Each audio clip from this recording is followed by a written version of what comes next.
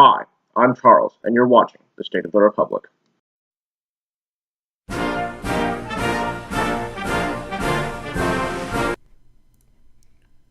This was also a massive news week. Trump began the week being forced to read a prepared statement denouncing the racists and white supremacists at Charlottesville.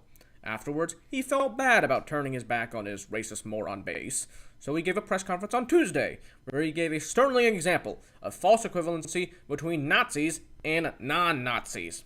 In response, Republican politicians distanced themselves from Trump's comments, but most failed to explicitly call out Trump for it. Trump naturally reacted extremely poorly to the Republican criticism, taking to Twitter to fire back at some Republican senators, even endorsing a far-right primary challenger for Senator Jeff Flake of Arizona, who is considered one of the few vulnerable incumbent Republican senators in the 2018 midterm cycle. Mitch McConnell shot back with full backing for the senators Trump attacked, especially Flake. Senator Bob Corker, the chairman of the Senate Foreign Relations Committee, also questioned Trump's abilities. The president has not yet been able to demonstrate the stability nor some of the competence that he needs to demonstrate in order to be successful. CEOs and other members of various presidential advisory councils left in response to Trump's false equivalency about the Charlottesville attack, causing several of the councils to be shut down entirely. Trump is also considering pardoning Arizona Sheriff Joe Arpaio, who was found guilty of contempt of court. Arpaio attempted to turn his department into an inhumane immigration enforcement agency at the expense of actually providing for the safety and well-being of his jurisdiction, and in violation of a federal court order. Arpaio spoke of his immigrant detention center as his, quote, own concentration camp. On the special election front, Alabama had its primaries for the special Senate election to replace Jefferson Beauregard Sessions III. The Republican primary will now advance to a runoff between incumbent appointee Luther Strange and former Alabama Supreme Court Justice Roy Moore. On the Democratic side, Doug Jones clinched the Democratic nomination. Jones is a former U.S. attorney who prosecuted the Klan members responsible for the 1963 bombing of the 16th Street Baptist Church. Jones faces a steep uphill climb in the general election due to Alabama's status as a solid red state. In Texas, a U.S. federal court ruled that two congressional districts drawn by the state's Republican legislature intentionally discriminated against minority voters. Such a ruling could clear the way for the pre-clearance provisions of the Voting Rights Act to be reinstated for Texas, forcing the state to clear all voting procedural changes with the Department of Justice. While being overshadowed by the aftermath of the Charlottesville attack, the Russia scandal is also marching on, with several major developments. A Ukrainian hacker who produced the malware program used to hack the DNC is cooperating with federal investigators, and WikiLeaks was revealed to have passed on information regarding Russia's activity in Ukraine, opting instead to continue attacking Democrats and Secretary Clinton. In addition, a Trump campaign and foreign policy advisor was revealed to have attempted to set up meetings between Trump and Russian officials.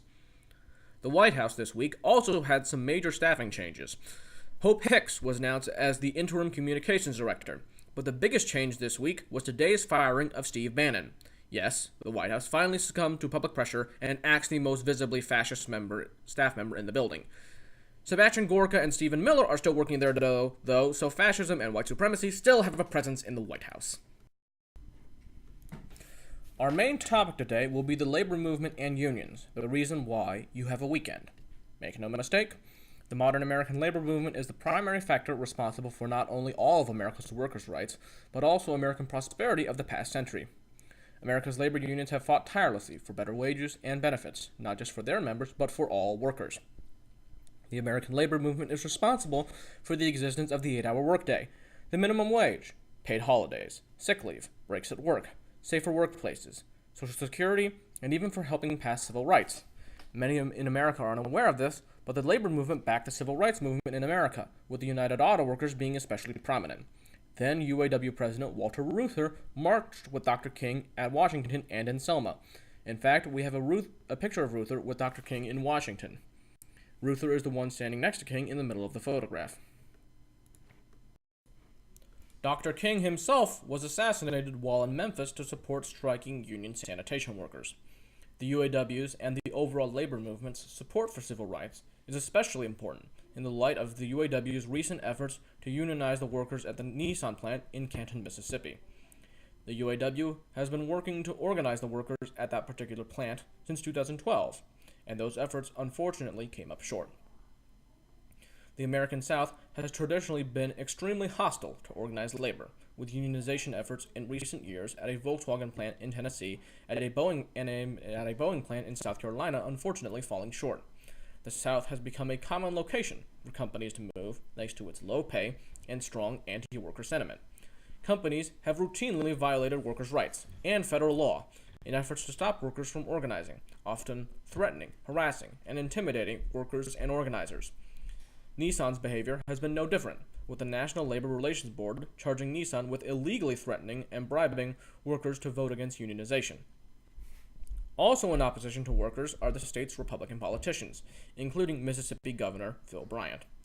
Republicans have historically been anti-worker, passing the anti-union Taft-Hartley Act in 1947, which substantially cut down on the tools available to the labor movement. Republicans have also busted unions, like when Reagan busted PATCO, the air traffic controllers union.